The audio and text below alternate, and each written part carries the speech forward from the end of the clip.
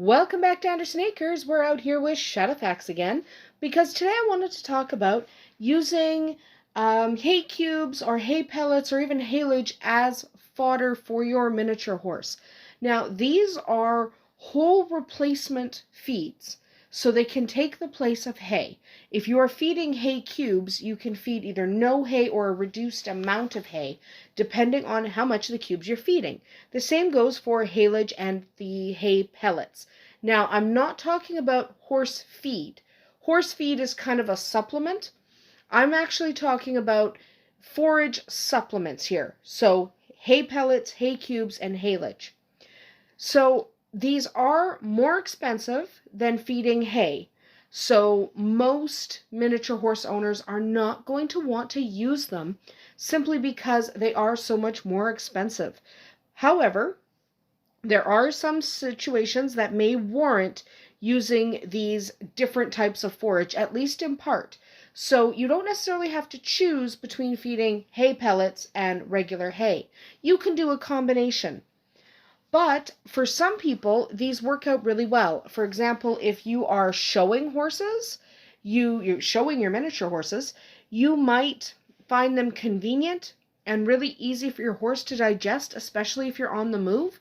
So you might decide that you're going to use hay cubes instead of taking bags of hay with you and feed that while your horse is at a show. That is totally acceptable. They are a whole forage replacement, so it is entirely possible. Also, if you have elderly horses, especially if they have teeth issues, soaked hay cubes or soaked pellets could help prevent choking on poorly chewed hay. So sometimes the long-stemmed hay, when your horse is older and has some dental problems, it can be a little bit difficult for them to properly chew that hay, and sometimes they could choke a little bit on it, and they might even colic. So it's not a bad idea, under a vet's advice, if you replace an elderly horse's hay ration with hay cubes or hay pellets soaked in water. That can help with the choking issue, and it can help increase the water intake of your horse, which can really be helpful in an elderly horse who doesn't necessarily drink as much as he should anymore. So there are some benefits to these replacement foods. You know the nutritional value because they come in a bag with a label. You can really look and see this is how much protein's in it, this is how much fiber's in it.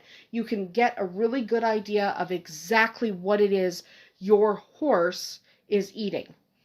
The downside is they're really expensive. Okay? One of the good things about them is they have a consistent quality. Okay? One bag is almost identical to the next bag. One of the downsides is they are eaten very quickly, much faster than hay because they are faster to chew, and this can mean there's a longer period of time that your horse is fasting, and as we've discussed before, fasting for an increasing amount of time can put your horse at a higher risk for those gastric ulcers, just because their stomach constantly produces that stomach acid. So whether or not you feed cubes, haylage, or pellets is really a judgment call, and it's something I would talk to your vet about, because most people that I know with their miniature horse, they do not feed cubes or pellets or haylage exclusively. They kind of use it to cut down on the amount of hay, especially if they're in one of the scenarios I mentioned. So talk to your vet about if the hay cubes or the hay pellets might work for you. Most miniature horse keepers are going to stick with hay or even pasture to feed their horses simply for the expense.